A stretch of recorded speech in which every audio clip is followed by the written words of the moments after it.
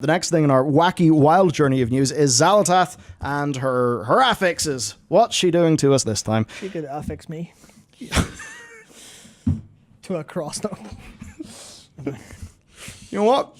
Good joke, good follow-up. Full marks. So, Thank you very much. Thank you. I try. There's a new affix. It's called Voidbound. And basically, Xalatath will summon in a Void Emissary to empower nearby enemies. That will gradually increase their damage, but whenever you kill the Void Emissary, then you all get 20% crit for 20 seconds, which will feel particularly good for some. Will feel pretty good for all. So... Doomed? Broken? Yeah. Over? So over. I have... How do I put this?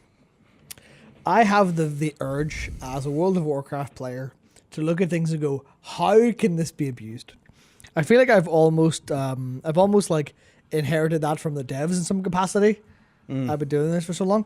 But I look at that and go, okay, well in combat, someone's like, okay, right. Does this stack a refresh? If you hold a Void Emissary in combat, will she summon another one? Could you stand in front of a boss that you cannot kill because you're pushing so high and get Void Emissary stacked and blast them all from more crit? Surely no. Or do you at least hold one and bring it to the boss and kill it and then go? Well, like, how much does that work? Would they not, like, the timer for the next spawn, maybe only after the current one dies? Possibly. Something like that. Possibly. I see the point, though. So what they want is priority target. Now, they've removed Frenzied. So Frenzied basically was whenever an enemy hits sort of in rage, like, 20, 30%, whatever it was, they do more damage and take less damage, which quite a few players actually, or at least initially it seemed people were kind of okay with the idea. Blizzard did not like, though, that you couldn't really play around it as much, which, the way you would play around it is probably, like, using stuns, using defensives, externals. Maybe they were concerned that, they're doing too much of that for the basic counterplay of the Affix would maybe tax that resource a little too much. But they basically said they didn't feel there was enough counterplay, and they also felt that it didn't really have a good enough theme compared to the other ideas. One of them being Ascendant. Ascendant, which basically causes Void Balls to fall, and whenever you destroy Void Ball, you get 2% haste for everybody. So basically, when you knock them all out, you all just get 20 seconds of, like a minor bloodlust. The thing is, though, it was 20 balls.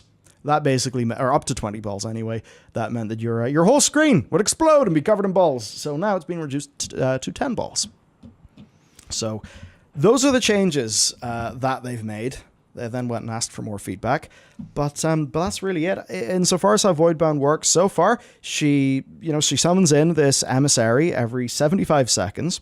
Then, when active, it channels Dark Prayer, and that buffs nearby mobs by 5% every 3 seconds. It's got a large shield.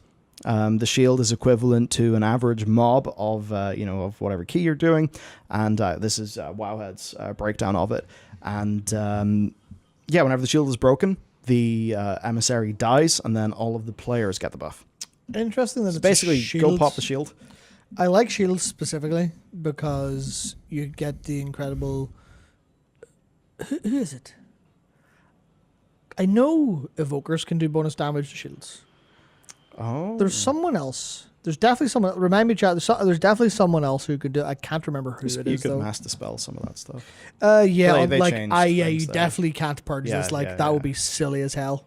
It's like, oh yeah, well, I just purged. Sorry, I'm going to shaman. It's over. Goodbye. That's why they nerfed the fuck out of that. Like, remember back when mass dispel was on a warrior? That's what it is. It's warrior cooldown. Because warriors have shattering throw, and the other variant of it that's not called shattering throw.